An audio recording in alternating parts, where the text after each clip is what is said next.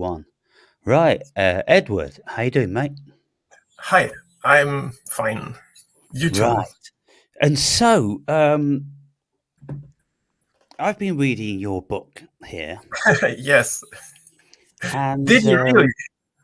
well, I read most of it. I skipped through the bits on meditation and songs and prayer and things like that. I just wanted to get to the nitty-gritty, the main fundamental facets of what I think your book is, which is your emphasis on evil. Now, this book is called The Power of Yahweh, and I think it's probably something like about 800 pages long because it's a double paged book. They offered me this variety of size book, and I didn't want it. I wanted to have the regular size, but the thickness, why not? Um, so, reading what you've written is pretty well in line with what I wrote in my Really? book. How is I this think possible? I think so. Let me explain why I think so. Because other than your deep emphasis on evil, which I don't have. Can I say, I don't have that transfixation. I think you're very transfixed on that, and this is comes over in your book, and I think what you have done in the book is what you do in your videos. You perturb people from listening and reading further. Um, with each opening of a video or a chapter in the book, you say things like, if you don't want to know this, if you're too afraid, this may be terrifying for you, and so you better stop reading now. And it's kind of like, I'm pretty sure 99% of people would stop reading. And this is why you haven't had a lot of feedback from people that you've given it to or that have read it. And the other reason is, I think you haven't had a lot of feedback is because it sounds pretty intense. And what I can gauge that from is from your experience as a youngster being involved with some um, spooky things and, early introduction to the supernatural. And I think this is my analysis from a psychoanalysis perspective of knowing a lot about psychology and learning about people throughout my life. Um, I think you're very what's the word? Yeah, I've got to find this word. Uh,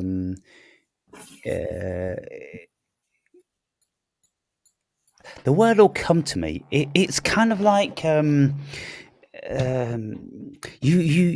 have a great zeal to spread the word about evil when it's kind of like the last thing anybody's ever going to want to listen to. And of course, you stating this in the book. You don't want to listen to this, but you should listen to this because it's good for you if you listen to this. But you know what I think about this, Edward? Yes. You know what I think about this? I think that ignorance for lots of people is bliss. And the more people delve into the occult and Satanism, and the more they have a heightened state of awareness, the more they will bring it into their reality.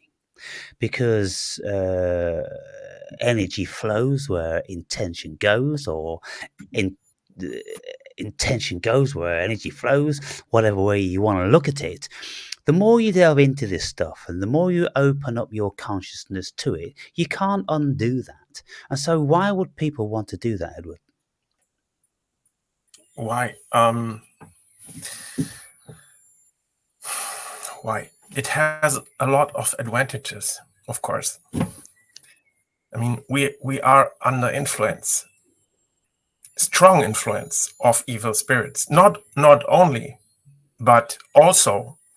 And in our times, many people have serious issues with evil spirits, and this is like an epidemic. It's getting more and more intense, and it spreads everywhere. Really, it's getting worse and worse. This is an actual phenomena. It's so maybe if you turn back time like 20 years, it was not like that by far. By far, the whole situation on the planet has changed dramatically, and this I could tell you stories. It's unbelievable. I just heard yesterday. I've seen a video here on YouTube from a German woman. Yes, an elder woman, and she's not talking usually about such things, and she made a video like 45 minutes, and she's talking about. She says she has thousands of pages with, okay, maybe 1,000 pages with reports from people that she knows that wrote her about attacks of evil spirits that like curse the people's lives in so many different ways. People have the strangest kind of accidents. They are clumsy. They whatever they try to do. So who was this woman? Was she a medium, or what capacity were No, people writing to her in? I can't exactly tell you, but she's quite successful. She has like 70,000 followers. Okay, so She's another. is she speaking about the occult then? She adheres to the facts. She just says, okay, I have these reports, authentic reports from people. Yes, but And why are these people sending her the reports? What is she speaking about? You know, is she speaking about the evil that's coming over the world, and then people are interpreting what's happened to those? Yes, evil's happened to me, and then they send them, you know, their story. You know, I'm trying to get to the bottom of who is this woman? In what capacity is she okay, speaking to the world? I'm just looking it up. She's so her channel is about personal growth, and it's about psychology. Right. She's Okay. called. So is she a psychologist? It seems to be. She seems to be a psychologist. Yes, her name is Lori Training. Right. Growth for personality.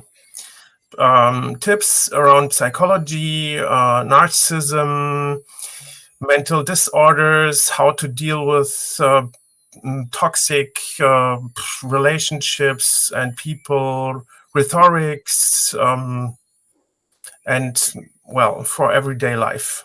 Yeah. This is what I see here. Okay, because people are becoming aware of a whole lot more these days. And if you look up narcissism, then there's thousands of videos Oh about yes, that. yes, of And course. more people are being introduced to narcissistic traits and personality disorder as we're all becoming educated about our own psychology and everything else in the world. We're becoming so educated, and we are. Um, I believe, like, you know, many people do, that we're on the precipice of some major upheaval within humanity. And the last couple of videos I made today, I'm speaking about when people have organ transplants, they invariably inherit personality traits with that transplant. And so Yes. I'm speaking about the ramifications of that coming from the biological facet. speaking about the inheritance of memory in every single cell in our body. Memory isn't in the brain. Maybe it's a part of it, but there's more neurons in the stomach than there is in the brain, and so we don't know anything about anything, to be fair. And I'm highly skeptical about everything, because we're absolutely babies in every conceivable region, and all we need to do is look back over our short history to see all of the mistakes that we've made in every single arena, and people believing them at the time. And it's kind of like, every time we vote in a new politician, really, you're going to believe these people? How many times does this need to happen to you before you're going to stop believing in these idiots? But it seems people, have memories like goldfish, and so they just allow it to continue. But we're being opened up now to all different sorts of very, very bizarre things. And when we have our very best and most respected of scientists who are tending to lean to woo-woo these days, they're tending to say things like, I'm still waiting for somebody to prove to me that this isn't a simulation. I mean, this is Neil deGrasse Tyson's favorite line, and he's a very respected scientist and cosmologist. And, he's been around for years. And then you've got people like Sean Carroll, the quantum physicist, who's saying that, he is an adherent to the many worlds theory, where there's worlds within worlds within worlds within worlds.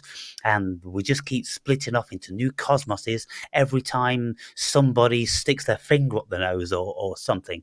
It's becoming very, very bizarre. Now, in relation to what your book is about, and your whole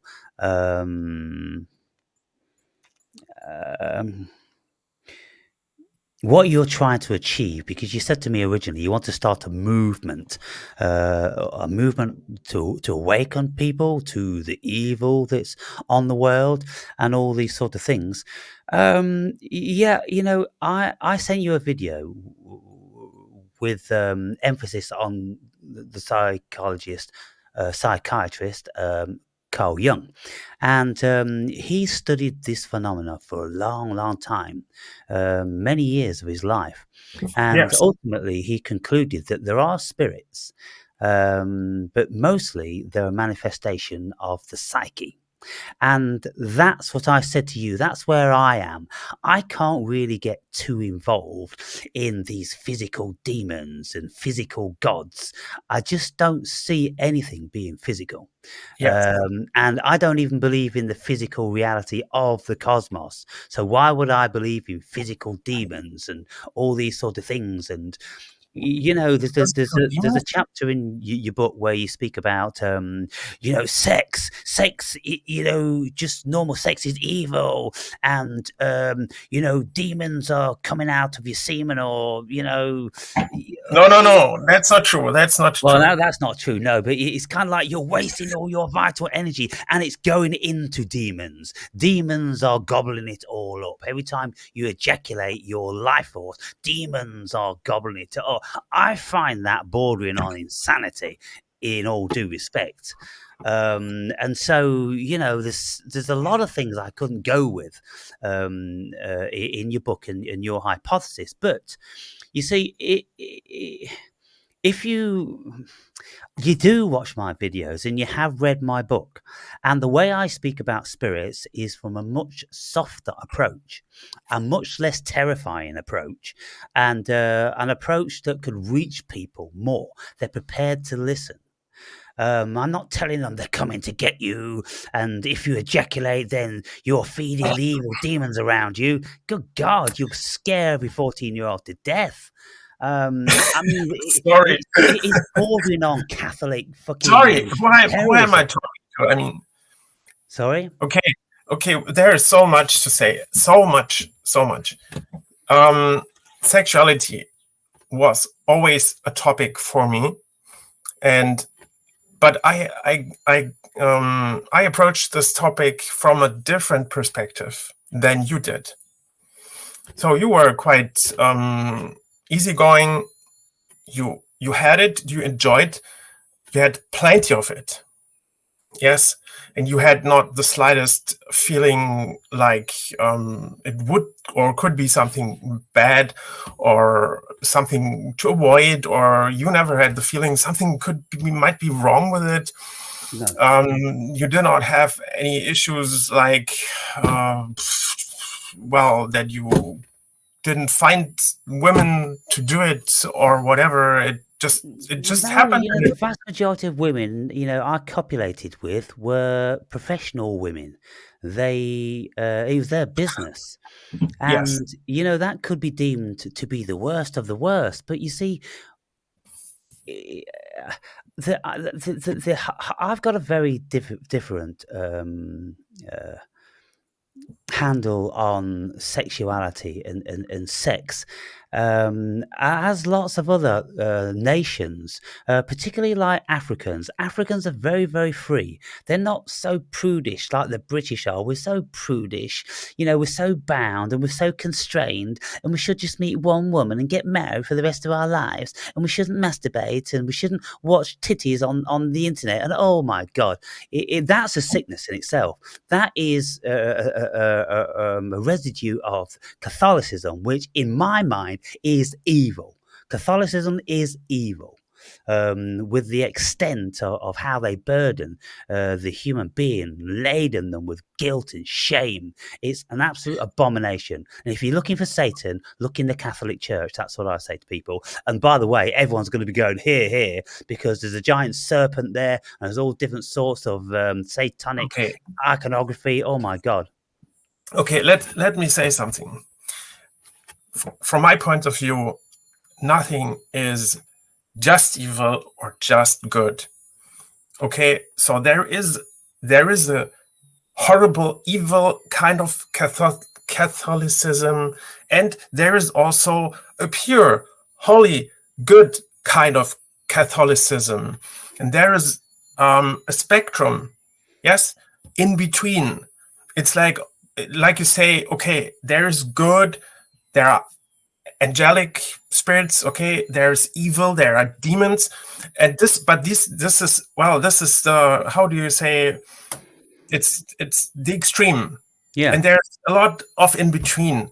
It's like you can use the Bible to teach good things, to learn good things, and you could use it to kill someone, and you could use it to push people into violence.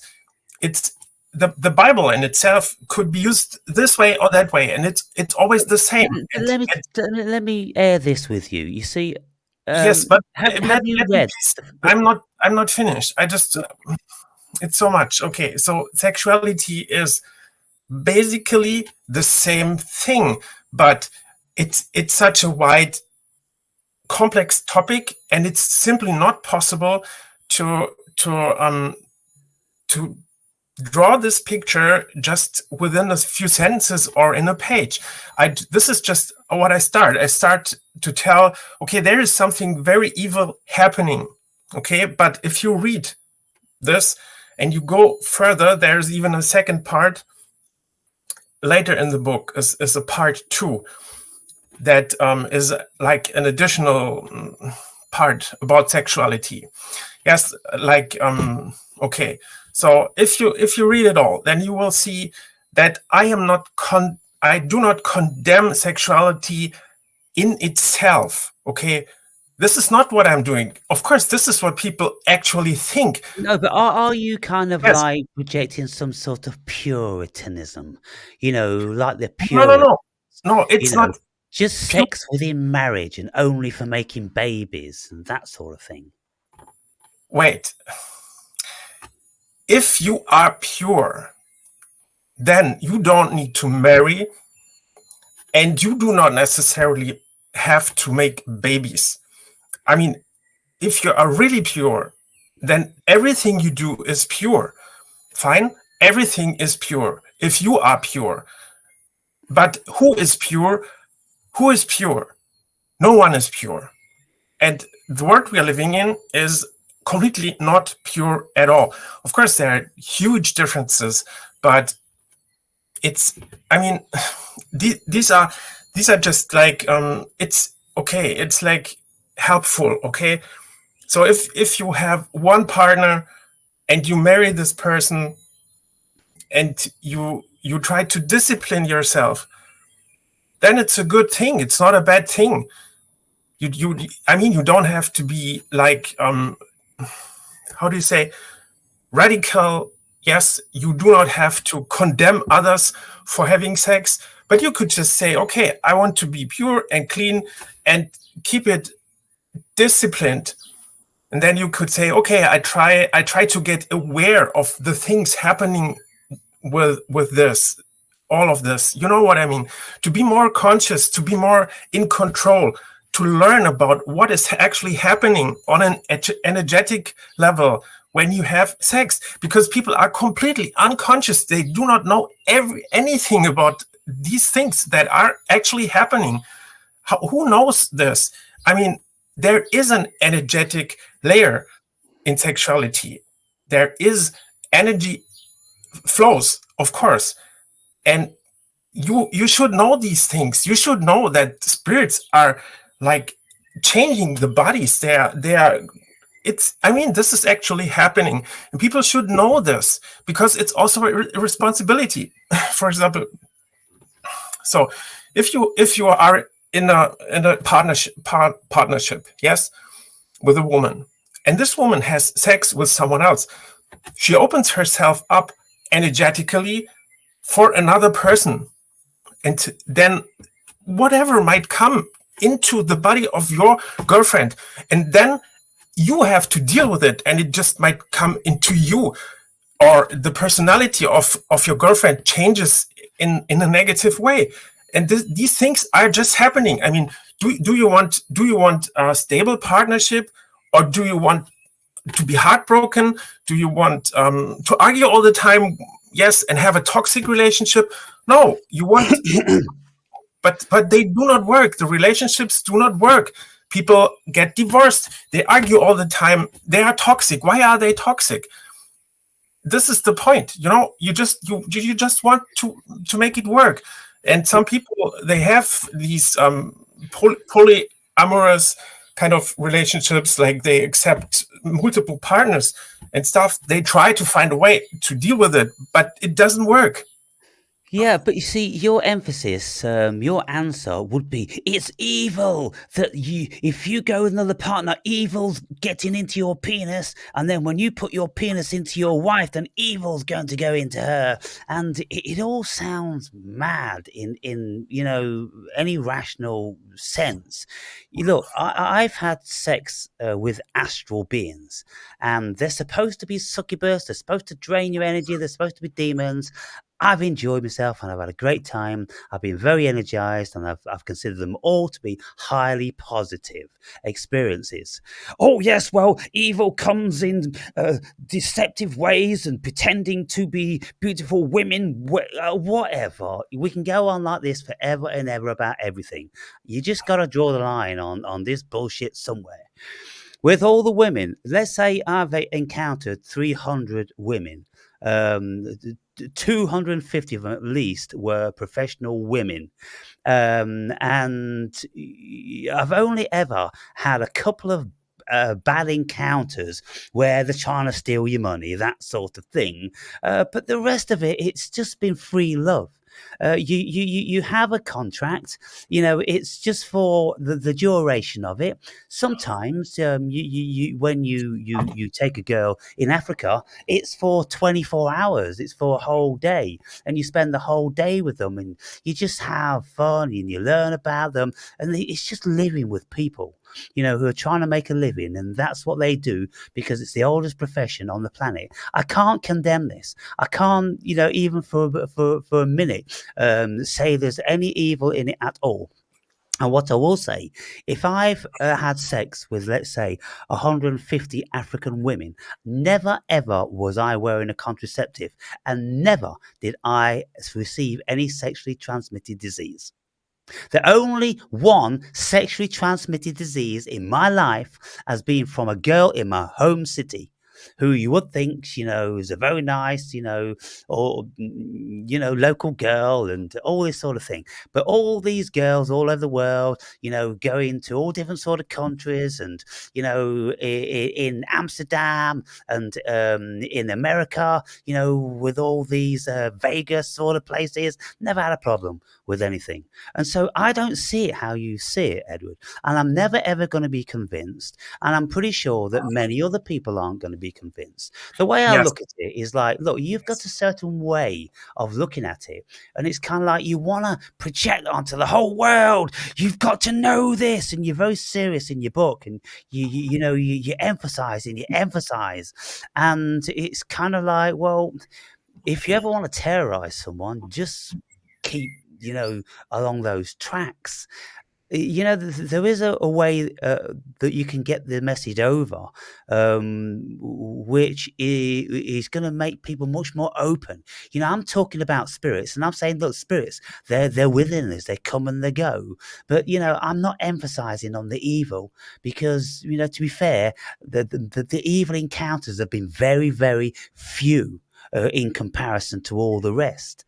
I believe it's there. Yes, it is. And if you do certain things, then you put yourself in the realm where you're going to attract these spirits. But I don't believe they're anything like as prolific that you're saying. If you eat bad food, it's an evil demon that's making you do it. Really? Okay, so first, I do not agree that negativity or evil is the focus in my books. So if you see all of them in total and you just count the pages that are related to explaining evil, etc., then this is not 50%, it's less. So my book starts with what is spirituality, what is good and evil, but just, even about spiritual lifestyle and about karma and reincarnation and theories. And then you get into chapter 4, and then you see things about the negative power, just and only, getting into detail. So this is just one chapter. Of course, it's a 100 pages chapter, but still it's just a single chapter. And then you go on to the next chapter, which is about spiritual practices. So it's not that much. It's just a very important part. And if you go to the second book and the third book and fourth and fifth book, then you see that it just gets into the background more and more. And it gets more calm and reasonable. It was just like my coming out. Yes. So, and I wanted to say a very important thing. I know that you had no bad experiences with sexuality. It was just the opposite. Okay, but there is a reason for this. There is a certain reason why it was so wonderful for you and why it's so horrible for me. There is a reason, and this is your identity, because you are connected to evil spirits in a way they don't fight you. You see, you are not, in their eyes, you are not an opponent, but you're even a friend of theirs. Yes, I mean, it's obvious how they treat you and stuff. So I am supposed to be an enemy. They see me as their enemy, not as their friend like you do. And this is why, for me, things turn out completely differently than for you. We are just on different sides. And this is why things are so fine for you, but not for me. So your experiences are just one side. Yes. Yeah. Do you remember the film Damien? Damien? Yeah. No. It was about some kid that was possessed by evil. And there was a priest that was involved in trying to do the exorcism, but in the end, the evil ended up getting the Catholic priest, and it's kind of like, the evil was chasing him. It really was a battle with good and evil, and this Catholic priest counting his prayer beads and kissing his crucifix, it did nothing. It did nothing. In the end, the spire blown off the top of the church, and it was about 6 foot spike, and it fell down and it just impaled him, stuck him to the ground. His thing with God and the Jesus, no power at all in that movie, and your experience reminds me very much of that, your deep, deep battle with evil, which, to be fair, I've never seen the like before. And, reading the Bible, in the Old Testament, you'll read very, very little about evil. And even in the New Testament, there is a few odd remarks here and there about Satan or, the devil, not even with the conniving in the tactics. And what's the worst thing that happened when Jesus was fasting for 40 days and 40 nights? Then Satan said, I can do a deal with you. You can be the king of all this and that and the other. And he's like, no thanks. You look at that and it's kind of like, well, what does this Satan do then? If he's all powerful, surely he could just put a spell on Jesus and made him evil. But he couldn't. He couldn't do anything. And he couldn't torment him. He couldn't do anything at all. He just said, hey, Jesus, I'm powerful, right? And I can give you all this power. And it's even a preposterous, stupid thing to say, because Jesus being God, how would Satan ever broach God when God threw him down? None of it makes sense. I really struggle with the whole thing, this fabrication from the fucking Bible. It's been a scourge on humanity, with all that nonsense and bullshit. But what I will say is about it, Jesus wasn't having no bullshit about it. Jesus was not mentioning nothing about don't do evil, be afraid of evil, this and the other. All he was saying is just love people and just be kind and don't do no bad deeds and things like that, because it's not going to fare well for you. Where does all this evil come out of everything? It's a manifestation of our times. It was never written in the Bible. It just wasn't there. But then you've got books about Dante with his Paradise Lost, or the trilogy that I forget what that's called, Inferno, Paradise, and whatever. And he's created all this hell and this devil. It never was there. So I can't help thinking that human psyche is just running away with itself. The more it builds on this stuff, the bigger and bigger and bigger it becomes. It's a figment of human psyche and imagination. Just like Carl Jung said, just like many, many other very serious, professional, intelligent people will say, they just won't get involved in this level of it's all around you, and you've got to be terrified. Look around you. They're not terrified. They're drinking, they're smoking, they're doing drugs, they're visiting whorehouses, they're eating bad and everything like that, and they'll live to be a fucking 100, most of them. Well, okay, actually, there's so many things. So I do not say be terrified. I just say take it seriously. Well, in your book, you're saying it's dangerous to do this and it's dangerous to do that. You Yes, are but actually I also the say fear of the devil in everybody, and you're proclaiming yes, that your book but I is say about God. courage. Have courage. This is what I say. Fight back. Fight back. Yes, be vigilant, fight back, be strong, be a warrior. This is what I say. I don't say be a pussy and close up in your But for most home. people, I say be strong, there's nothing be to fight angry. back This is against. what I'm telling. Yeah, but there's nothing to fight back against. Yes, there is. So I really disagree with you completely in that point. I disagree with you. Evil forces are as real and true as angelic spirits, forces that are also here. The whole earth is covered also with good spirits, and in between so many kinds of spirits, like even from the death, our ancestors, our families, all the spirits, they are here. They're living with us, in you, in me, in everyone. This is just normal. So for me, these spirits are completely real. They are not imaginations. I mean, if an ancestor from you dies, like your father dies, your mother, your brother, whatever, and the spirit comes to you and talks to you and takes influence on you, and he visits you in your dreams or even on the astral plane, and you talk to him and he tells you stuff, and he's like doing paranormal things and everything. Everything makes sense. How could you call this imagination? How could you call this being self-creative? It doesn't make sense. Have you had those experiences? I had paranormal experiences, yes, and you Have you had those experiences like that? Because possibly, I wouldn't tell such things, like if they, well, yeah, I'm but hang on, talking out of you experiences, just basically. spoke and expressed yourself in a very emotional way.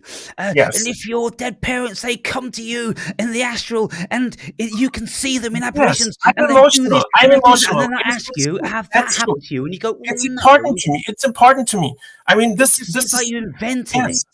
it. It just seems like you're inventing it. What has had? Why What should I has? invent it? I've Look, seen. Edward, I don't want to ask you this because you can't say it because the evil ones are telling you not Okay, to say well, it. But I you have know, if you've experienced had these paranormal paranormal, activity. supernatural experiences, then you may have more reason than anybody else to have a liaison with them, to believe in them, and to be afraid of them if they have been tormenting you. But the vast majority of people, they're not tormented by this. And so why would they want to embrace your book and look over their shoulder at every given opportunity for the evil that's all around them? Okay, there are I would say two kinds of types of persons affected by evil spirits. Yes, in a way, that are those that are affected in a regular way. That means they are not aware of it, and they don't have serious issues that are quite obvious and terrifying and stuff. This is just the norm. Turn the heating off. Yes. Yeah, that's it. So the majority is affected in a subtle way that is not horrifying, terrifying, and violent, and all these things. It's subtle, on a subtle level. People are manipulated and controlled on a subtle level, and this is very, very important to understand and to be aware of. And then there is a minority that is really affected in a horrible way, and I mean people with mental disorders. They're all caused by evil spirits, all of them. Schizophrenia, multiple personality disorder, it's called dissociative identity disorder. Then like narcissism, and all of these. There are so many kinds of mental diseases and disorders and stuff, like, or borderline disease, and they're all created by evil spirits. And there are many people. It seems that you're going back to the dark ages where they believed all this stuff, and then they used to perform exorcisms. And in the Bible, Jesus said, stand behind him, Satan, and all this sort of stuff, and banishing Satan out of a body into pigs and all this sort of thing. How many people are going to be getting on board with that these days, do you think? What did you say? Bored? Yeah, get on board. How many people do you think are going to be, involved?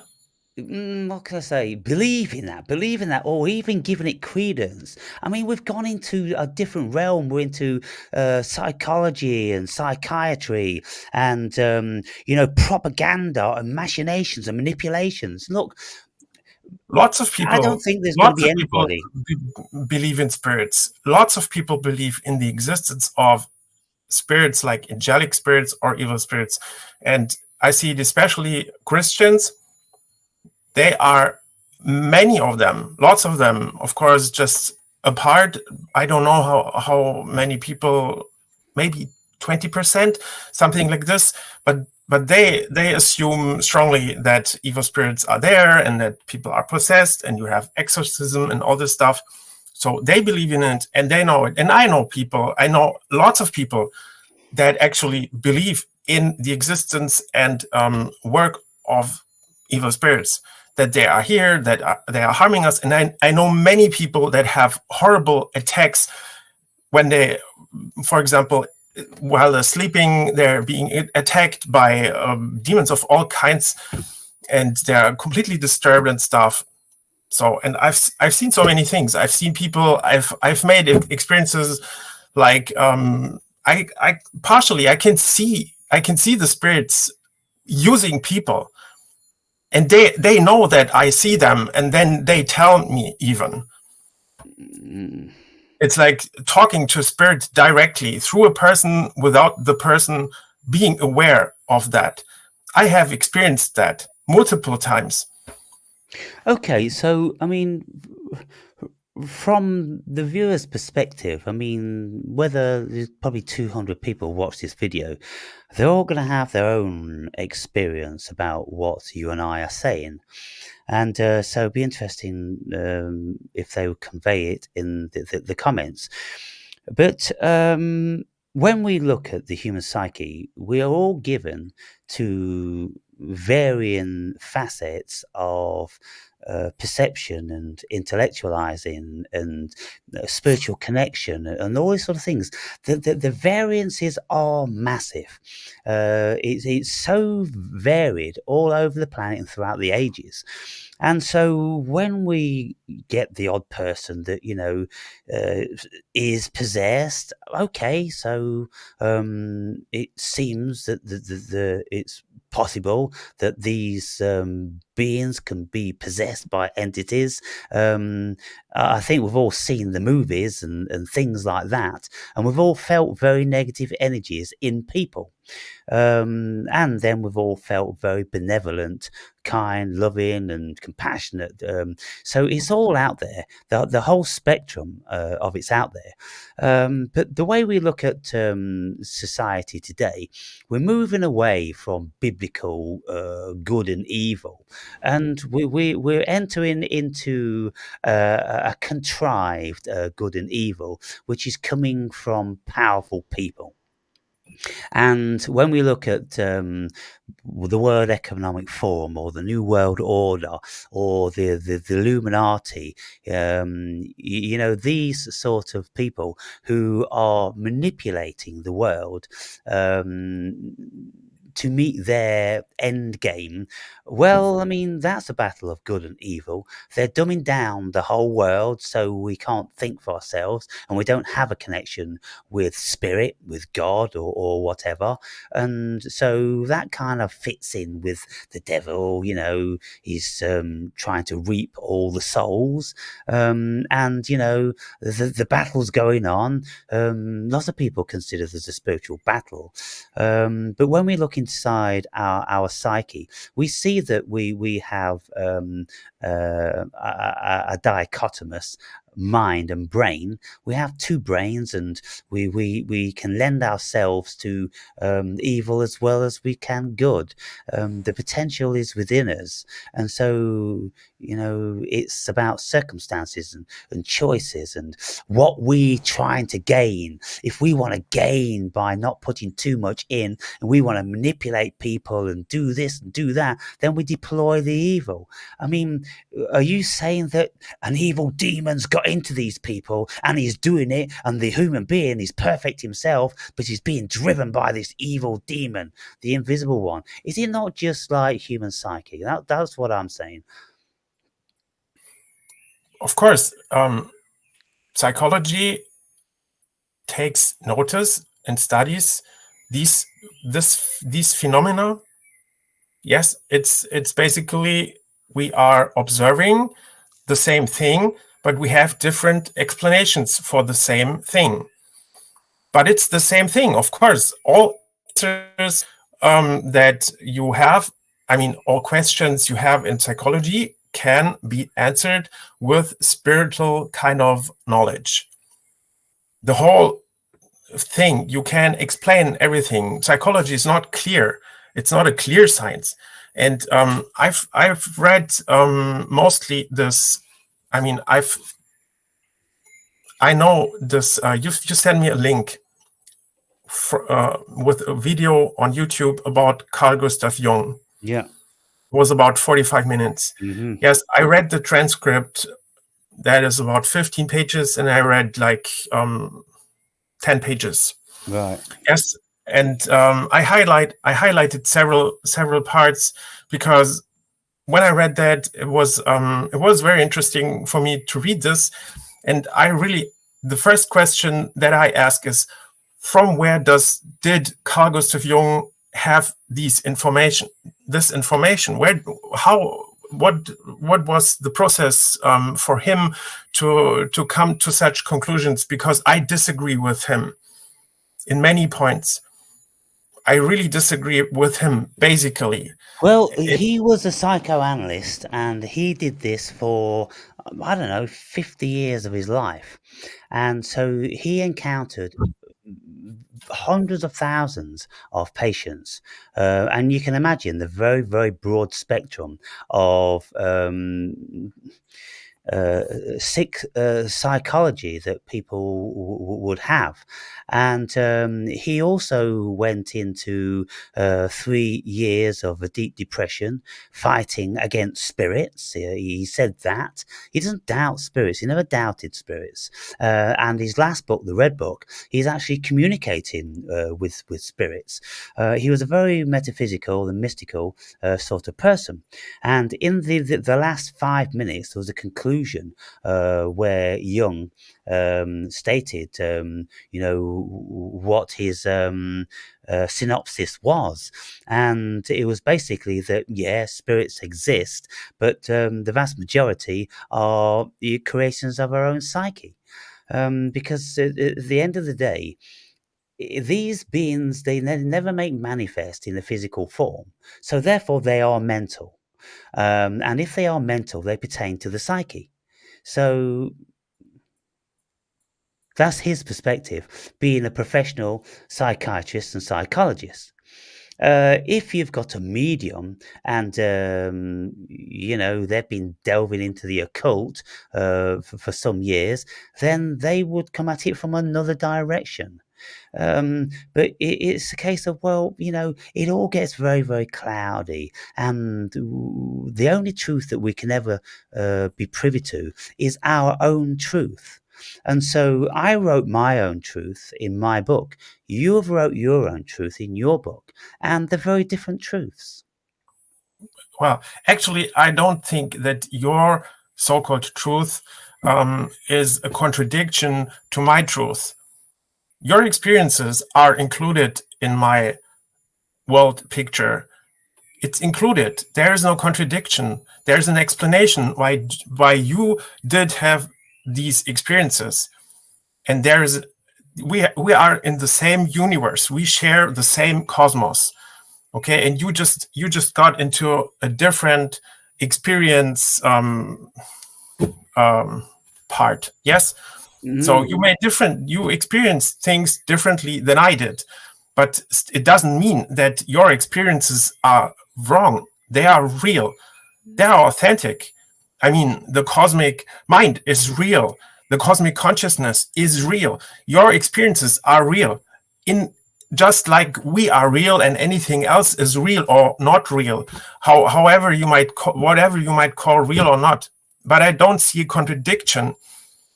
I never said there was a contradiction. I just said they're different. You made experiences, but I had also positive experiences.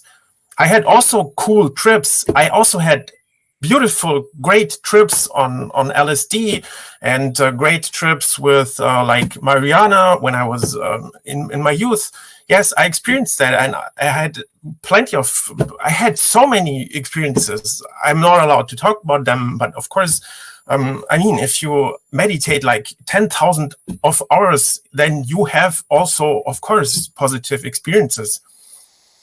Of course, I know that these things are possible. I know that the spirit does not necessarily have to harm you. You can even get energy when you have sex. This is also possible. You do not have necessarily to be abused. You can also get energy from sex. Yes, but this depends on who you are and on your background and what spirits are involved in this stuff. So I cannot do it, because if I would do it just like you did it in that way, this would be like suicide on a spiritual level. While you can do it because you have a different background. Yes. So Okay, so moving yes. on now to another bit which I found interesting in your book. Yes. You said that when we become really, really spiritual, we do not need to eat food at all or even sleep. And when we become spiritual, we can live to be 100,000 years old. So you want to talk us through that? Well, we can, with this human body like it is, yes, in this physical form that is regular and normal, we can for sure reduce our need of sleep to a bare minimum that is like it can be done in meditation. Yes, within a few minutes, basically. I cannot say exactly, but it doesn't matter. So you can reach a state where you are actually 24/7 consciously awaken and not unconscious at all. This is possible. And you can get a state where you get your food, your nutrition on a subtle level. You still have to eat, but you get it from the spiritual realm or How layer. do you get your food from the spiritual realm? Well, this is just energy. You can get energy, and this energy is then transformed into physical matter type of energy, but in its pure form. It does not have to be digested on a physical level. So it's the pure thing. It's exactly what you need then, and whatever. But you need to be very, very highly advanced, and to be immortal, you need this so-called rainbow body. This is like a new body, but it's still a physical body, but it adds an etherical layer on it. It's basically the body that Jesus is supposed to have. Yes, this is it's basically the same, and you see it in the Taoism. The highest kind of practice they had, the highest goal was to get a rainbow body. And there are ancient scriptures that explain this. There are even lists of people that have achieved this state of immortality with the rainbow body. And this exercise, so the last exercise would, I've read it with Mantak Chia. Do you know Mantak Chia? Have you ever heard of him? No. He wrote about it in his book. So he said that this final exercise to get the rainbow body, yes, which would be the crown of Taoism, would be like about 350 years at least. So if a person is perfectly doing the exercise, then he would still need about 300 to 400 years to come to the point where the person is getting the rainbow body. And then you speak about, well, it's said in the Bible that people lived up to 800 years and this, that, and the other. But of Or course, look, there's lots of things that were said in the Bible, and lots of things that we don't believe for good reason, like Jesus raising the dead and walking on water. So, most of us wouldn't believe that people could live to be 350 years old, nor would we believe that people could exist without food. Even the greatest of gurus that we've known, they'll eat something. They're all known to have ate something for the sustenance. But it is uh, true. There's a lot of truth that we all vastly overeat. That's one of the things we do. You just look at everybody's body and you can see that that's self-evident. We can survive on surprisingly little. And so if a guru is very sedentary and has great control over his body and his cravings and all this sort of thing, then he will only eat what his spirit tells him to, his life force tells him to, which maybe is just one small meal per day. And maybe he will only sleep for a couple of hours because he's spending most of his time sedentary and in a calm state where he's not burning the energy. You see, with busy lives, everybody's, exhausted at the end of the day. And of course, they need to sleep. Now, what I've discovered about myself is that, in my time of life now, I'm only needing about 4 or 5 hours sleep a day. And I'm still, pretty active, and I'm wondering what that's about.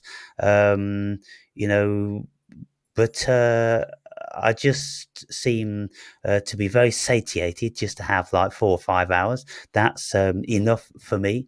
And so, you know, uh, I do know that when I eat less, then I seem to be more energized because the blood and the energy of the body isn't going into the stomach and the digestive system to break this food down, because there's a high percentage of the energy comes from the food is taken up in the actual breaking down of it. And this is why it's not a good idea to eat meat and things like that. Much more less complex foods, and then chewing your food a great deal to help your digestive system. So I do, I have an adherence with all that sort of stuff. When we get more spiritual, then we do need less sleep. We are more energized. We don't need that much food, and we would have much greater powers of perception in perceiving spirits and entities in people. I don't have a doubt that there are spirits all around. I said, 15 years ago, there's many spirits dwelling in me. I feel them coming and going. It's not unusual. We don't have to be terrified about it. I've done some bad things in my life, but I never considered that I've had an evil attachment. I've just made bad choices, out of greed and arrogance and things like that. And then you could say, well, that's the evil spirits. Well, I mean, if that's the case, then there's no free will at all, is there? In any shape or form. If the spirit's moving willy-nilly through us, then we're just an automaton through and through.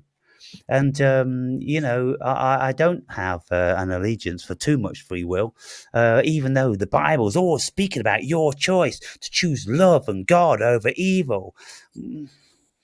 This human experience is yeah, so dichotomous. It's so confusing. It's so paradoxical. I have never ever found anything that I could consider to be any truth at all in my life, other than the fact that they're like Rene Descartes. I think, therefore I am. There is a level. Of consciousness, bless me. There's consciousness here, bless and you. out of consciousness comes all this crazy shit. And when we listen to quantum physicists and scientists, it gets equally as crazy as any fundamental religious person. You got the fundamental religious stuff on one hand, and then you got the fundamental scientists on the other hand. It's all crazy, bizarre, fucked up shit. And, what do? We just kind of like believe in some of it, have an adherence to some of it, feel intuitive towards some of it, this, that, and the other. And we're all different.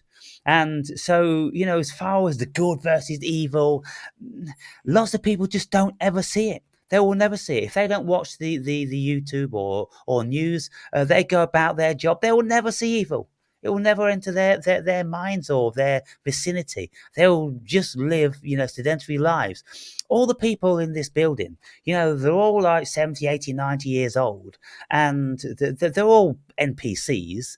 And, they just get up every day and they go to the shop and they look in the garden and then they shit and go back to bed. And that's it. What do they know about these things? They know nothing about anything. Yes. And I think this is horrible because it's, there's so much missing. Everything is missing. This is, for example, what I mean, that we are like prisoners in this state, this primitive animal-like state. But it's possible to overcome this. But there is something that is holding us back, something that is suppressing us, that does not allow us to see the spiritual world. Yes, we are not allowed because the moment that your like third eye is open and you consciously see all the stuff going on, then this is like your consciousness is like blowing up completely, and life will not be the same anymore. No. So in your book, at some stage, you are sort of decrying being a human being and saying, we don't need food, we don't need sex, we don't need sleep.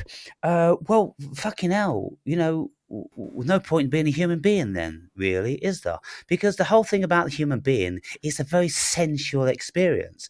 And when you speak to some spiritual people, they'll go, well, we came to Earth to be a human being, to experience love, to experience pain and suffering, and to eat foods and, to have all these wonderful experiences. And to be quite frank, I've had a good time in my life experiencing all these things. I don't want not to sleep.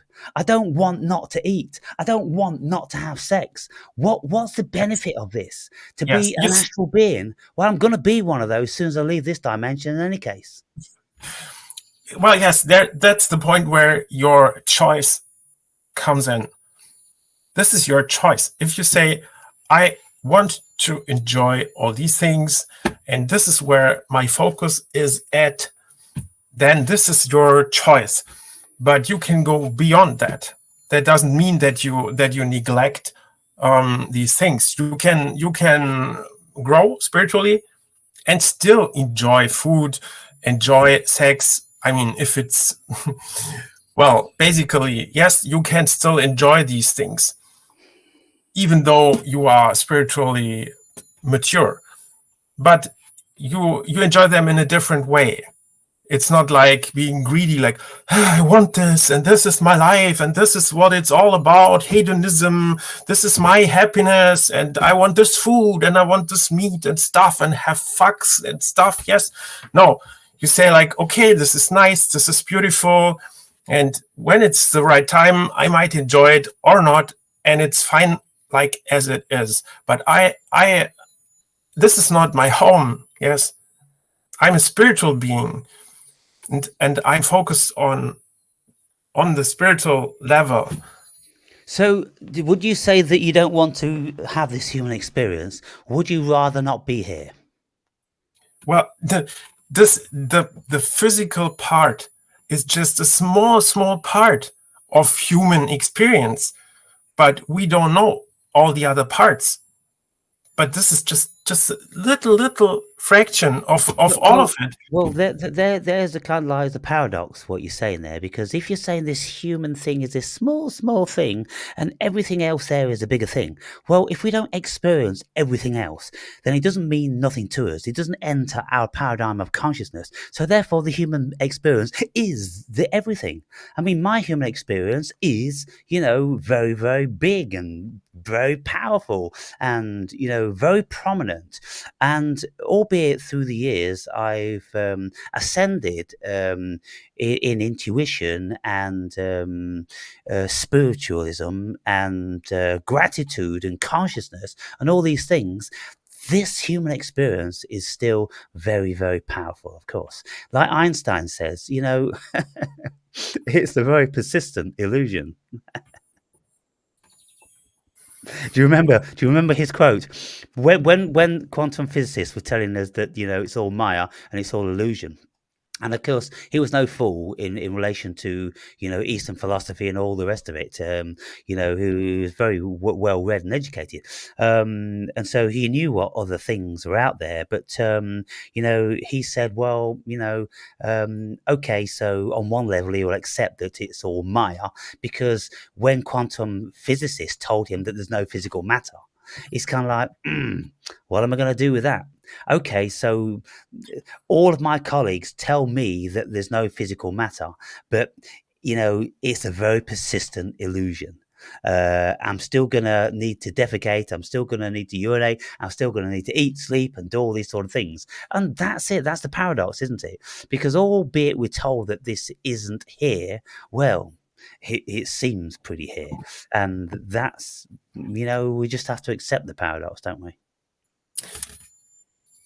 When you get aware of being basically in a holographic game-like world, when you realize it by taking off your VR headset, you realize, oh, wow, okay, this is reality, and this is just a holographic illusion.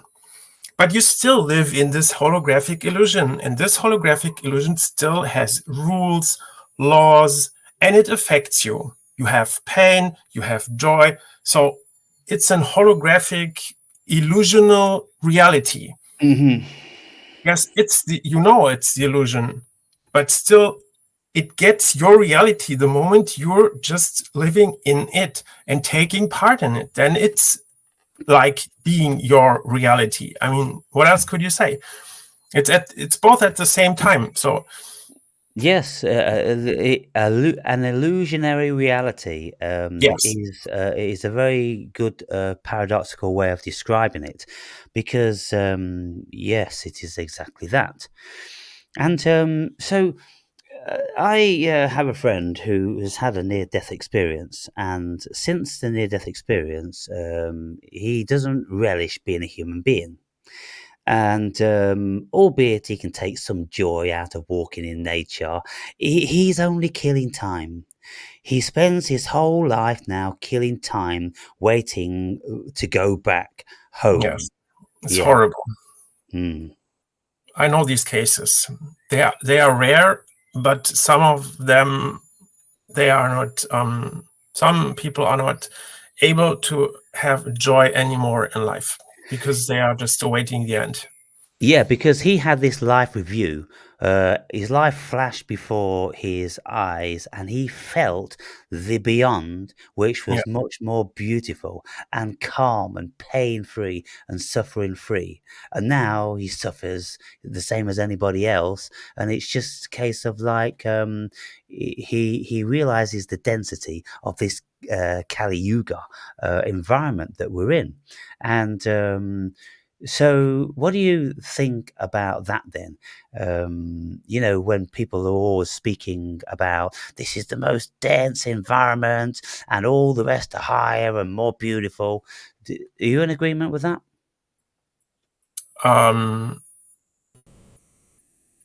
Well, it's much more beautiful. Of course, it's limitless beautiful in the spiritual realms. You can get higher and higher and higher, and it's more and more and more and more beautiful and more exciting and more blissful and wonderful, and it's well known that people so I basically like if you're on the Sandmat path, then you are being told that you are not allowed to enjoy higher planes because this is a protection for you to not get stuck in the higher planes, because they are so beautiful that you would not be able to surpass them. So it's like you're getting blinded and guided through these planes without seeing them, just to be safe, to proceed, to get higher beyond this, because they are so beautiful and so great and so cool. And but mostly the people that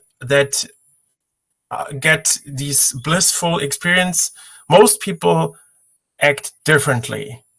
They are not disturbed. It's quite the opposite. They lose they're not anxious anymore. They have no fear anymore, and they just realize, oh wow, it's real. There's God, there's good, there's evil, there are these planes, and I have to do something to help others to get aware of these things, to make the best of their life out of their lives. Right. So, is that what you're doing?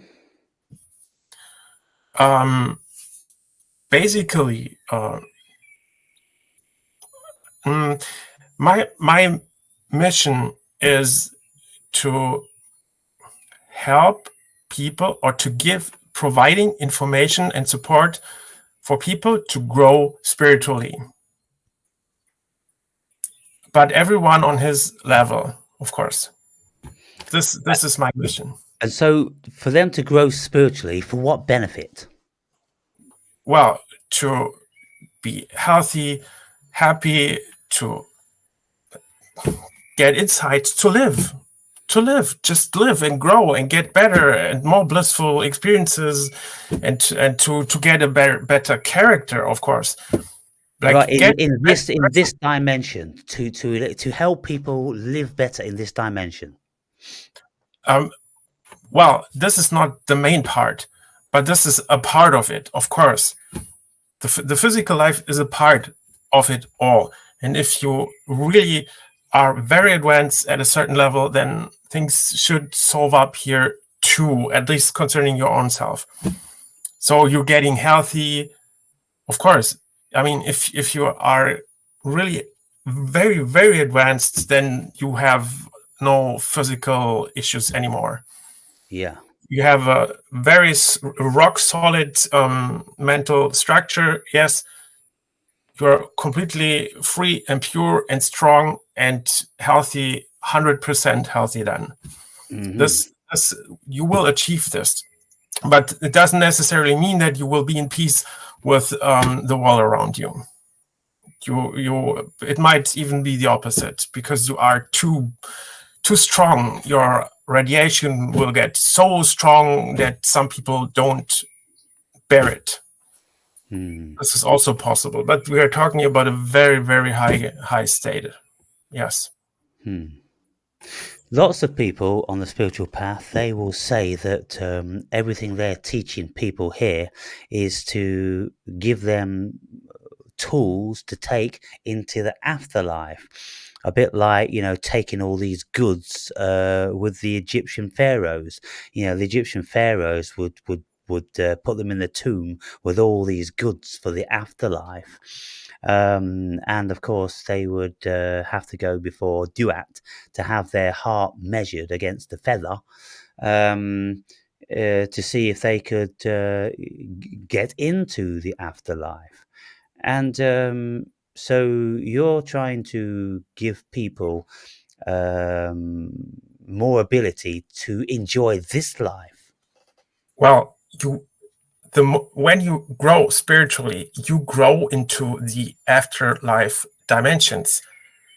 You are developing your spiritual bodies. You are developing your astral, causal, supercausal body. You're getting purified, and then you go.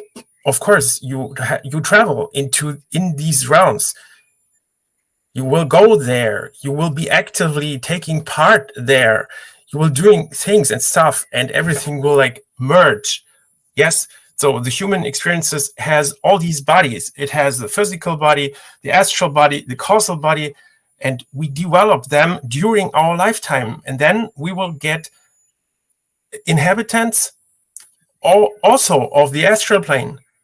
During our lifetime, physical lifetime, we will get inhabitants of the astral plane, of the causal plane, and beyond. This is what it's about. And it's not just about afterlife. Afterlife is very important. Of course, it's extremely important. And for most people, it's maybe the most important point, because they will never get to such a grade, because they do not practice, they don't make any exercises. Yes, but this is what we are given. This is what we can reach. We can get inhabitants of all creation, because we have all the bodies. And this is what we are supposed to develop in the end. What do you think? Well, if we're developing these bodies here, like the astral body, the causal body, then you would have thought we'd have more opportunity to spend a little bit more time in them. But, very, very few people tell stories of those things. And when people do tell stories, it's only one in their whole life. And so it'd take 1 billion lifetimes to even get remotely acquainted to these ethereal dimensions. I mean, I've been to, some places. I've been to the astral, and I've been, I think, to the causal, which is a higher dimension, much more bright and peaceful and perfect and just absolutely wonderful, blissful. And it's kind of like, well, yeah, that was really cool. It was great to be in that bliss, but what would one do there if you just blissed out all the time? You see, this whole Earth experience, it gives us a whole array of opportunity to feel a myriad of emotions. And that seems to me one reason why the Earth experience is a very, very valuable one, because like all these blissed out super, states of consciousness, they're not as complex. They don't appear to be as this Earth one. This Earth one, around every corner, is heaven or hell. And, we've got to negotiate between this for a lifetime, with relationships and partners and loved ones perishing and all the rest of it. It really is a roller coaster ride. Where are you going to get that? Where else are you going to get that? Well, okay. This world has also an astral layer and a causal layer, because the physical, the astral, and the causal plane, they are very close. Yes, they are like layers. And if we develop our higher senses, then we can see the astral level and the causal level. And then we are able to communicate with the spirits. And then suddenly these spirits are getting a part of our life. Yes, they are not just like invisible creatures like legends and myths. They are getting inside. We see them and we can interact with them, and they interact with us, and then we work with them. We are getting relations with them, and then we cooperate and take part in all the things happening here consciously. Yes, this is the process that is going on. You are living in a world with, like, okay, we say there are 8 billion people. And this is the world we know, we see. It's a physical world. But in the astral realm, there are hundreds, thousands of billions of creatures that are also here, and they are interacting with us, but we just don't see them. And if they want to talk to us, it's very difficult for them to give us messages. They try, of course, all the time by influencing us or in our dreams. But of course, if we cannot perceive them directly, then we are like blind and deaf to them. But this is what we can reach. We can reach a state where we actually can see them, can talk to them, and then we get familiar with them. We know what they look like. We know their personalities. We can talk to them. They can tell us about their life. Where do they come from? What kind of spirits they are? Everything. We get relations with them. We love them. We hate them. They fight with us. We fight together. We cooperate. It's like there's a whole layer of this world that is hidden from us, that is actually arising, and suddenly our world is like exploding. Suddenly we are not living in a world with 8 billion people, but in a world with like hundreds of billions of beings, and we can interact with them and see what they are doing. And wow, this is the point. And then you get to the causal level. This is what we can reach. We can do it. We can do it. It's possible. And then we are like so highly advanced. It's no comparison to what we have now, what we are used now. This is So when you say we can get involved in the cause, or we can have relationships with all sorts of beings, what in your everyday consciousness? In your everyday consciousness, you could communicate with beings on another frequency. Is that what you're saying? For example, so it's for example, it's so simple. If you talk loudly, all the spirits in your environment can hear you, and many of them listen to you. So you just don't see them, you can't hear them, but they see us, they can hear us. So if you want to talk to some spirit, then you could just talk, and the spirit will listen to you when he's near to you, of course. So for example, this is very simple. You do not have to be advanced in any kind. Everyone can talk loudly. Yes, you can just talk and they listen. Fine. So now you have the problem. They want to talk to you also. They want to communicate with us, and they try to communicate with us through our dreams, or through visions, or if you use like drugs, intoxicating drugs, psychedelic drugs, then they have the ability to talk to you. Yes, and they use this opportunity because they want to do it. Of course, they want to interact with us. They want this. So when we take mushrooms, we get benevolent teachers imparting information to us, which is beneficial to our lives being a human being. And these voices, when you take the mushrooms, the mushrooms communicate to you via your mind, and they will direct you into what you should be doing more of and less of. And nobody would doubt that. Have you taken mushrooms? You'd know if you had. Maybe, but not really. No, Maybe you'd I know if did, you had. but they didn't have an effect. Okay, so when you take enough mushrooms, then all of a sudden you get a voice, a communicator, a higher self, a mushroom spirit, or something, and everybody experiences this. And nobody's ever said it's malevolent. It's a benevolent one. It tells you where you're going wrong in your basic human existence. When you take DMT, DMT will fool around and play and show off, and it will take you on fantastic, incredible journeys. It just likes to show off.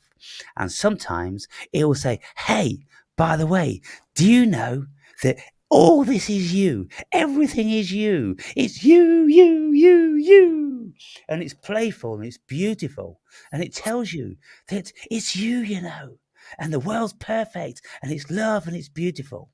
So these are encounters with spirits that I've had. Then I've been into the astral, and I have encountered shadow beings just messing with you. Just it seems that the whole purpose of their existence is just to see if they can, get you on your back foot. But when that doesn't work, they disappear because they don't have a purpose or power. Then you encounter other human being type people, and you know, mostly my experience is that they just want to partake in the human body for sex. They come to you for sex because maybe they can't get that in that dimension. And then, there are the ones, like I say, the Jesus communicating to me, the Yahweh communicating to me, and then, having a rendezvous with very demonic, negative energies. So, yes, there are all these energies. I've experienced many in certain scenarios. Some you need to be unconscious, some you need to be dissociated from your consciousness, and some you can be completely conscious. So it seems that there's different frequencies there for different entities to partake in your human life. And I suppose this is where speaking to Jesus, comes into the equation. You know. Yes, your encounters with Jesus and Yahweh were very exceptional, very special, and gave me also insights, quite deep insights, especially Yahweh. I mean, he's a mysterious being, mysterious. Mm-hmm. People argue about him all the time, who he really is and what is his character. But your experience, to me, it's very authentic, and everything you experienced, it fits completely. It perfectly fits in my picture of what he is, and it even expands the picture, or it deepens my picture from him. And in a very beautiful way, it shows his him being strict, yes, but still loving. And the way he did it and the way you felt it, this is so, I mean, it tells a lot. But you still, I mean, I feel this, I feel this this pain. You want to show someone something. I mean, he wanted to show you something valuable, something really beautiful, but something pulled you out. And this was like being a little bit, vigilant, fearful. Yeah. Yes. But this was a negative energy. And this energy, it destroyed his plan. It destroyed what he was not. He could not give you what he wanted to give you. It was a present for you. He wanted to give you bliss and insights and love. He wanted to give it to you, but some negative spirit, he catch you at your fear or insecurities, and he pulled you out of it.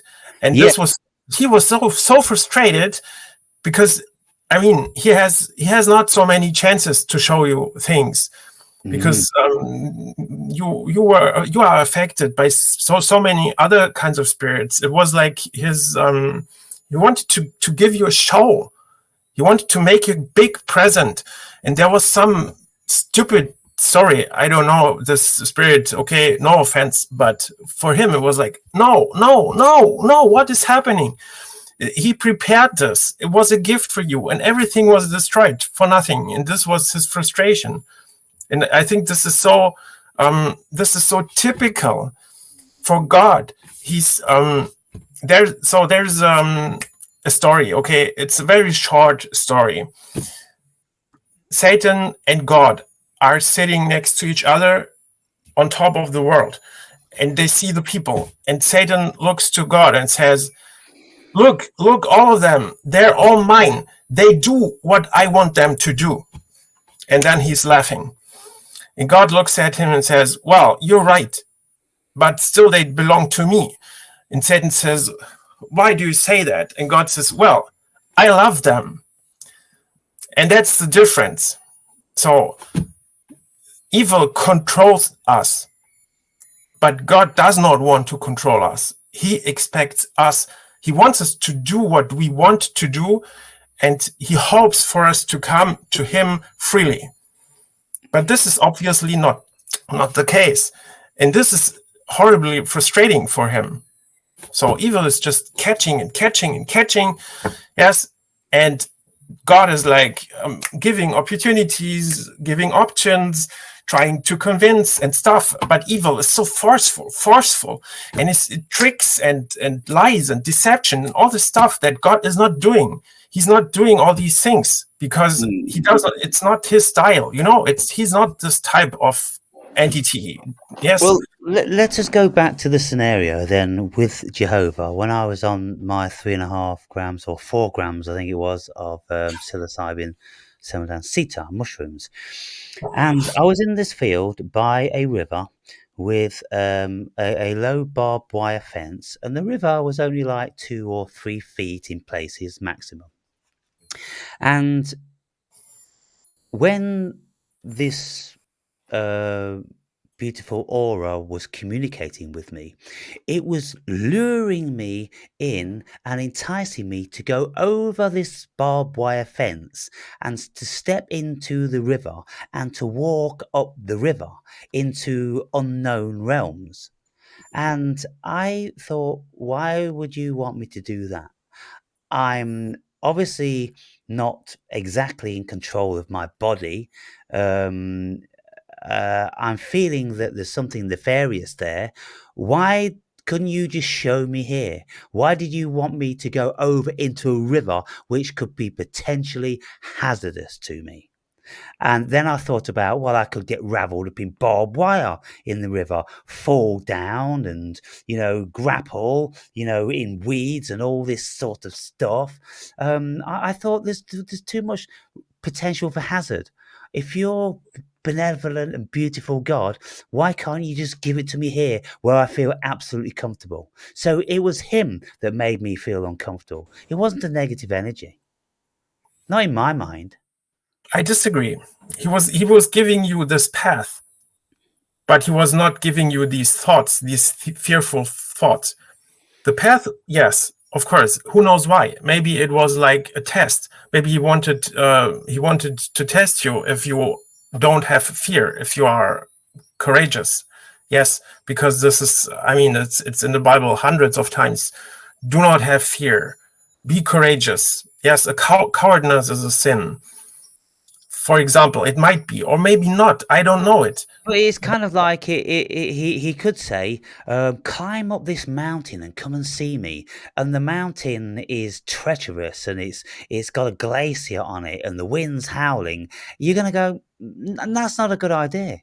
Why are you asking me to do that? You sound like you're evil. So it's a very confusing situation, Edward. And Yes, so as soon as I turned my back and I said, I'm not going over there, then the wrath came down on me. And that's instantly when I knew it was Jehovah. Up until then, it was just enticing, kind of like sirens, come this way, come and watch this. This is beautiful. Come and enjoy this. And I thought, well, I can see everything that's beautiful here.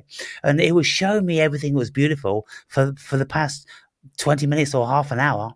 But then he wanted me to go outside my comfort realm, outside of my rational thinking realm. And I thought, in my situation now, I'm not doing that.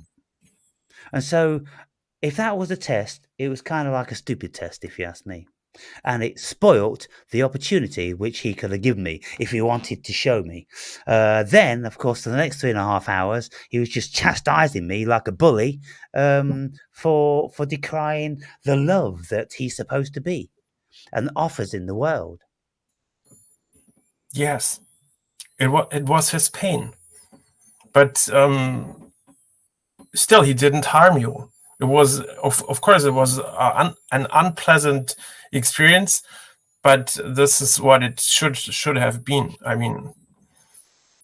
So It, look, that story, Edward. It was so beautiful in the respect that I knew exactly who it was, because that's the exact character that I'd come to know from the Old Testament, and that's the exact character that everybody knows from the Old Testament. The God that proclaims to love you, but will smite you in an instant if you don't do what He wants you to do.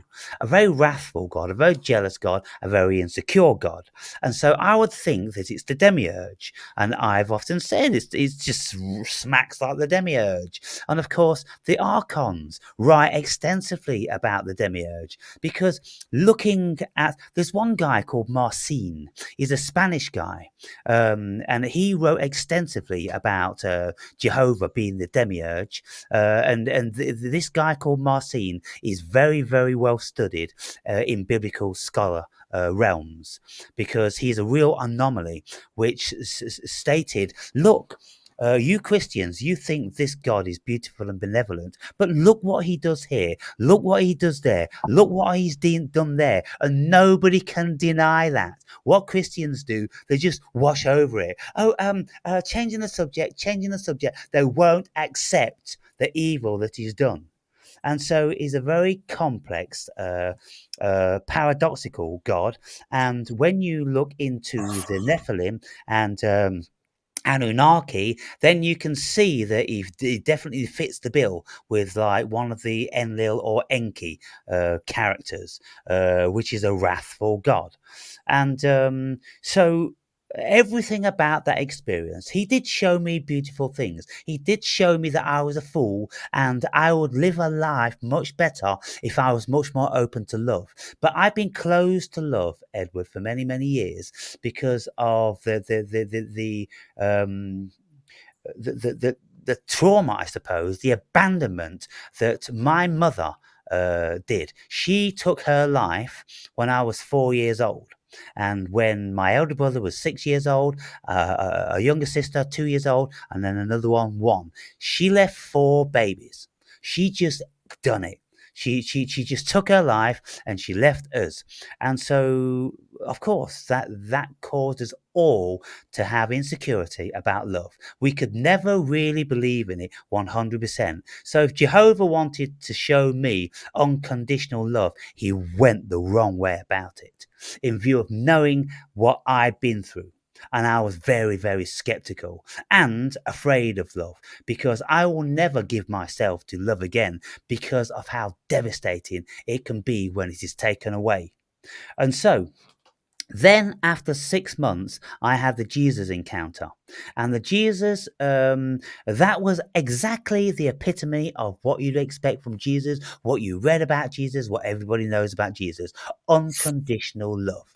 And he put his unconditional love into my body, which lasted for about 5 minutes, trembling and vibrating, and tears streaming down, and in ecstasy, absolute ecstasy. And he said, if you want to know what love really is, you have to come through me. And I'm like, wow, I get that. I don't have a problem with that. But Jesus, you showed me that unconditional love. I could never create that on my own. You gave me that. I don't believe there's a single human being that can create that unconditional love that you bestowed onto me that day. So how could I come to you? well, he came to you, and if you make a decision or if you feel attracted and go into this direction, like mentally, emotionally, then you will get an answer. I mean, he's still there. He's not gone, but you are just observed by everyone. All the spirits are observing you. God is observing you. What do you feel? What do you think? What do you do? How do you act? And this is what decisions do you make? What urge do you give in? And this is where your path goes. And if you feel attracted, then you will find him. He will come to you again, as he did. This is not an issue at all. So let me please ask you a question. When you had this horrific feelings in the Jehovah experience, as I understood, you felt a sense of regret, and you felt guilt. You felt guilty of having rejected love, and you regret it. This is what I remember that you wrote. Is this wrong or not?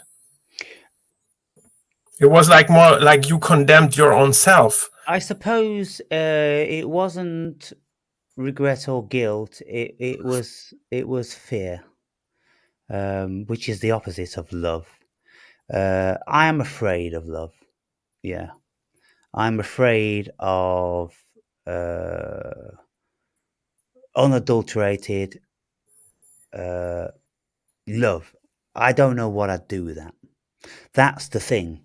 And in my life, when people have really tried to love me, it's made me insecure. Because the more they want to tell me how they love me and do nice things for me, the more insecure it makes, because I'm like, when's it going to end? When's it going to end? When are you going to take this away? When's it always ends, you know? Of course it always ends. Look around you. There's never any stories where it's long lasting. There's never any fairy tale stories. Love always ends. And so I always hold back. I'm always reserved. And that's why I could never give myself to Jesus like that. I don't think I would have to have a memory erasure. I would have to have something very profound happen to me to wipe my resentment for love clean. When a mother abandons you in such a tragic way and leaves you to the wolves, to drag yourself up by your own bootstraps, that's quite something. And funnily enough, I've never had a moment's regret about that, because it's made me the mountain that I consider that I have been in my life. Always prepared to face adversity, and never cower and never back down, and just always go that extra mile. Whereas I look around me and I have scorn and the greatest resentment for weakness. How so many people, they're so weak, they're so frail, they're so cowardice, and all the rest of it. And so, yeah, I mean, I'm a product of my experience. And so if God or Jesus want to come to me, they should know that they're going to need some different tactics, you know? Yes, of course. I understand. I knew that, of course. You write about that in your book, that your mother did suicide. And how many sisters? 11, I guess. I've got 11 brothers and sisters, but there was only 4 of us from the original marriage. When my father married again, he had another 7. So, and your father, did he commit suicide too? Yeah. Yes, that was right. It was, I couldn't believe it. I thought, what, both? That's impossible. Yeah. So, yes, I feel sorry about it. And I cannot really comprehend this, because it's completely different from my family setup, completely different. So I wanted to tell you what about love from my perspective. So my parents, they had a great relationship. Like, I mean, of course they argued, of course they had stressful times, of course it was not a fairy tale relationship, yes, but they were faithful until my father died. He died 2 years ago, and they loved each other. And for me, it's absolutely clear that my father is still there. He's still alive in the spiritual realm, and I don't feel being so disconnected. It's not. I do not feel him like he has gone or something. He's still there. Yes, this is absolutely sure. And okay, and this is my experience is a completely different. It's more or less the opposite. And I'm the only child. I have no sisters, nothing. So it's the opposite. But when it comes to sexuality, relationships, and also the spiritual experiences, it's also the opposite. Because, I mean, you had your fun and so many women and stuff. But for me, it was the absolute opposite. It was horrible. I had some relationships, two were like, one was 5.5 years. The second one was 7.5 years. And we were married for a short time. And there were just a few girls in between, just a few, like 2 or 3, okay, nothing more. And everything I ever experienced, it was a disaster. It started extremely intense, very, very fairy tale like from the feelings, extremely intense, extremely. But after a short time, it got a nightmare. And in between, okay, there were like peaceful times, sometimes beautiful times, but in general, it was like a crash. Yes, it was horrible. The last long-term relationship, we broke up 5 times. And after we broke up, after the 4th time, we married. And then we broke up finally and divorced. And when I came out of this, I was so destroyed. Yeah, that's almost exactly what happened to me with my last part. Well, the woman I married, we were together for 7 years. We broke up 5 times, but on the 4th time, I told her that I would marry her. We got back together. We were married for 4 months, and then she left, and then I never saw her again, and I've never seen her again in 18 years. So it was a very sexual relationship, and we had a lot of good times. But after 18 months, I would feel like I needed to be free. Then she would feel that I'm not committing to her the next time. And then the first time I wanted to be free. I didn't want to be bound. The second time, after 18 months, she was feeling that this relationship's going nowhere because I'm not committing to her. So she said, "Oh, it's over." And then we got back together again. And then after 18 months, we both separated. And then the last time, we married for the wrong reasons. We both thought that marriage was going to maybe solve it. It wasn't. It didn't, and it was. It just ended one day. She sent me a text and she said, "I've left you," and I never saw her again. And so yeah, I mean, that's curious. Your relationship being very on par, with mine like that. Yes, that's strange. It's special, okay? It's a strange coincidence. Yeah. Very strange. Well, yes, it was similar, very similar. We also married for the wrong reasons. We also thought it would fix it. And yes, but it didn't fix it at all. We had a honeymoon. We were in Barcelona in Spain. And great honeymoon. While it was very exhausting for me, but still, I did my best. Okay, but then things fell apart again, finally, and broke up.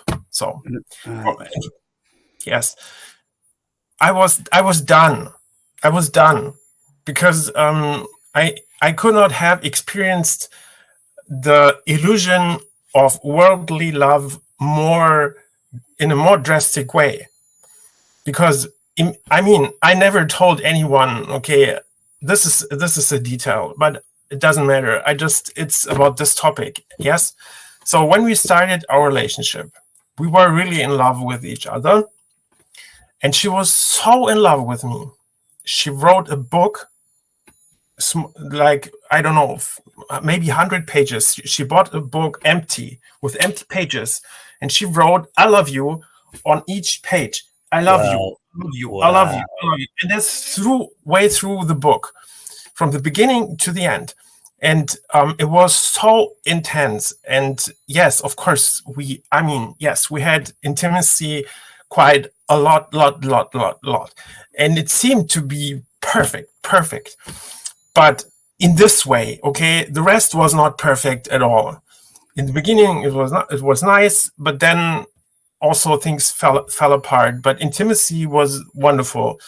But after a year, I started to get lower and lower, and I drained out.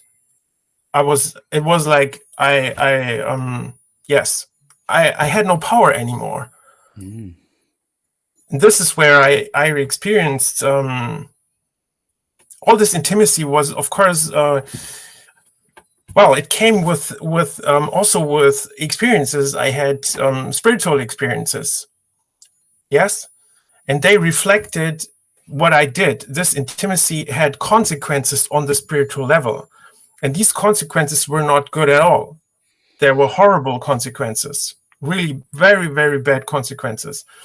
And I've seen that, and it had a price, yes. So, and then everything, like, horribly, it broke up, and in the end, it was just everything was broken, destroyed, completely destroyed.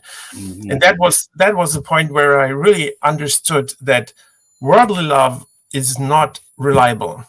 So, did your mother give you worldly love? Yes, she did. And was that reliable? Partially, yes, to a certain degree, but I can't complain in any way. I can't complain. So therefore, I mean, usually, if we don't have a good experience with our mother, then we're never going to have a good experience with anybody. This is what they say. This is what they say. But I can't complain. My experience with my mother is more or less perfect, I Right. could say. Yeah. And I went into all relationships with all trust, all hope, all positivity, just completely naive. Yes. And still, it was horribly failing. Everything failed. Mm. Mm. So, but the interesting thing is that this feeling, like, okay, it doesn't make sense. I don't want that. I want to stay on my own. No woman anymore. Finish. And this was exactly what I needed to make spiritual progress. Oh, me also. Yes. And The so, moment. Yes. for the past 14 years, I tried to have a relationship very tentatively 4 times, and every single time was a disaster. Um, Okay. So, that just the sex. I just couldn't feel it. I didn't. Uh, I think I was doing it just to because I remembered that I used to enjoy it, but uh, something within me was just going, "You don't need this anymore. You don't want this anymore. You can't afford to have your energy drained by a partner. You've got work to do." And so for the 14 years, that's what I've been doing. Solitude. You absolutely need solitude. And I can't have anybody else draining my energy. It just wouldn't work. And so it's a very curious thing. And so when we look at how our life pans out, it all seems very, very destined. Every sort of thing, it's just kind of like all these experiences, you need to have them to channel you just a little bit more over here into this arena. And so now I don't ever have the opportunity for meeting anybody. It just never arises. and it's kind of like you could say I'm invisible, or the the whole desire thing to partner up is just gone. It's just not there. And so there's never any intention to even engage with females like that. And I've never been happier. I can honestly say that. I'm not insecure about love leaving me. I'm happy with the love that the cosmos is giving me. And I'm happy with the love that I've always had from God or the cosmos, because I've never been alone. I've never been alone. And even, as an abandoned kid, you would think that, but I've always been completely content in my own company. So I've had that gift. The mother was taken away because I needed to be a certain person, but I was given another gift of never being alone. And that's a remarkable thing. Yes. No matter what happens in this world, if you have your inner connection, then you are like safe in that kind of relation. Well, yes, love never leaves us. But this is a very interesting topic. What is worldly love, and how is it created, or why is it even there? How does it come? And I say that on the astral level, love, anything is like more durable. Astral lives are also much more longer. They an astral body remains like millions of years, maybe.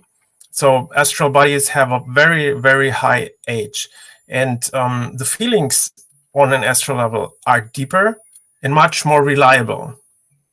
And the higher the spiritual plane, the longer love lasts and the more reliable it is. But just here in the physical plane, it is a disaster, and it completely depends on our on the spiritual part. Yes, so you can basically, it is possible to have a lifelong lasting loving partnership. It's possible, but it's not just happening. Just spirits have to be involved all the Yeah, time. and you got to work at it all the time. You've really got to want it. I once was privy to. I watched a program on love and speaking to couples that have been together for 50 years, these sort of things, and the questions were: so, in your estimation, what keeps this together? And invariably, the answer was, well, I have to live for my partner. I have to do everything for my partner. That's the most important thing for me. And when the partner was asked the same question, she would say, I have to live for my partner. My partner is the world to me, and I do everything for my partner. So if you've got both partners entirely unselfish, entirely devoted to the other, and neither one takes advantage of the other because they're all giving back, giving love, giving respect, and giving everything back. The giving. And that's how it seems to work if you both are giving entirely throughout all your lives. But where one is a taker and one's a giver, then ultimately it's destined to fail.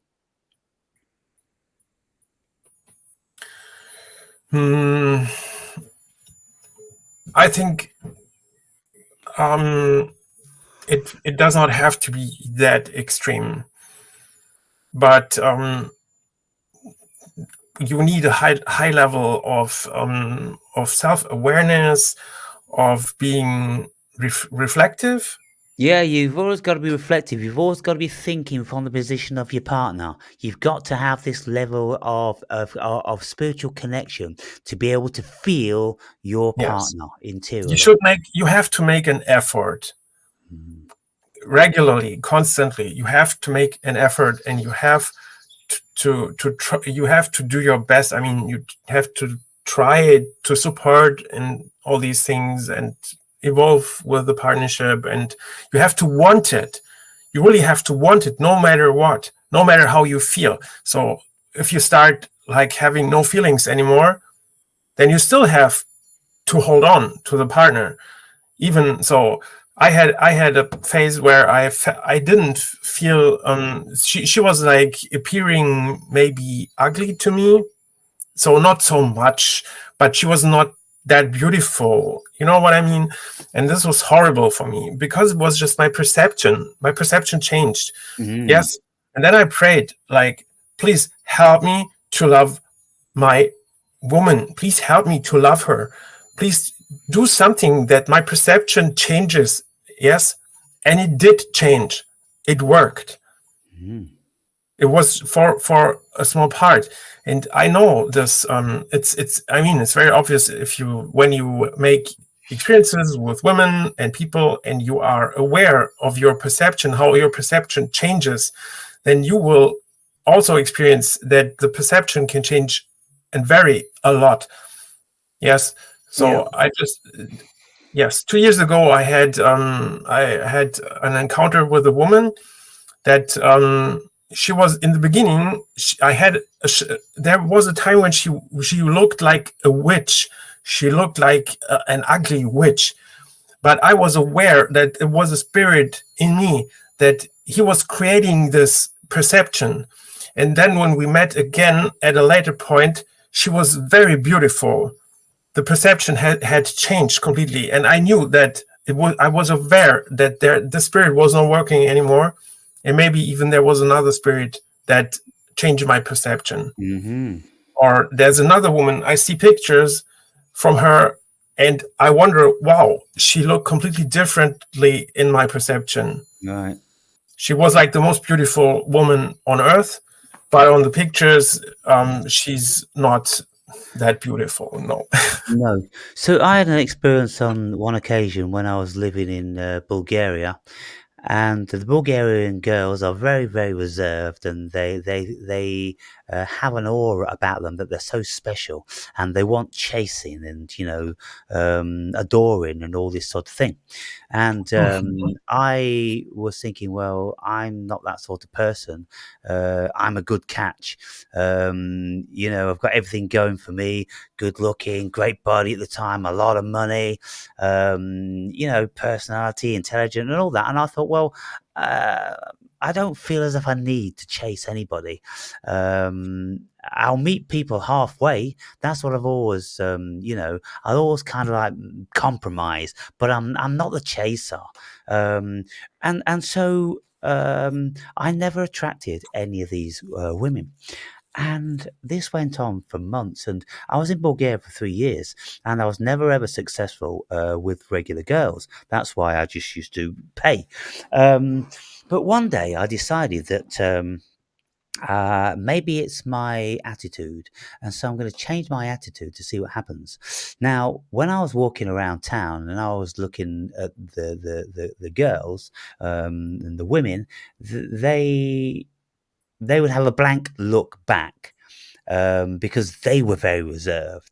And so nothing ever made manifest between us. And I thought, they're so cold, these women.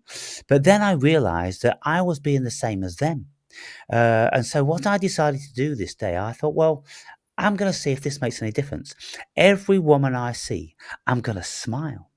And it doesn't matter whether they're young or old, whether they're in a bar, in a cafe, walking down the street. I'm going to get their eye contact, and I'm going to have a very pleasant smile and say hello. Every time I did that, I was greeted with a very pleasant smile in return. And I went, wow, it's been me all along. I was the one that was preventing myself from having a relationship with any of these women because of how reserved I was, how egotistical I was. You should be chasing me. Can't you see how great I look? But they weren't interested in how great I look. They wanted charming. They were looking for something else. And Mm. so that was a great revelation. And so from that scenario, we can see how we create our reality just by the way we're thinking and acting and projecting. Yes. Yes, of course. So we've done 2 hours and 3 minutes, Edward. I think this is an ideal opportunity to wrap this one up. Okay. Uh, just to make them watchable for people, and we can do many more conversations, and we can glide through a whole array of subject matter, because obviously we're both very versed and experienced in the world, and so yeah, I mean, we can continue this whole spirit thing because I'm just starting to speak about it more in my videos, and today I made just a couple of videos about that, that we can commence next time.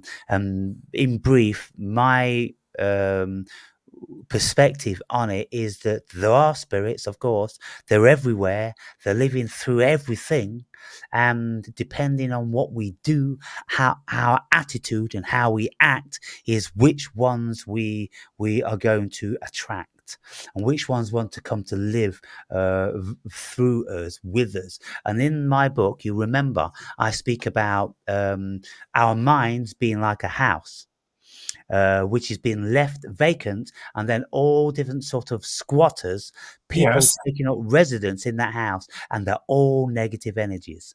That's what happens when we don't pay attention to what's happening, when we have no awareness about spirits. So the message in your book is very correct when it's bringing about the awareness to spirits, and so I did it in my way, and so we can speak about that, and we can speak about the spirits that we've encountered, and the spirits which indeed are dwelling within us this very moment. Yes. So we'll think about that, and then we'll do another one in a week's time or something like that, and we'll see how it goes. Yeah. Fine. So brilliant conversation. I always enjoy speaking to you, Edward. Me too. Thank you. There's so much to learn from each other, about each other, and about ourselves.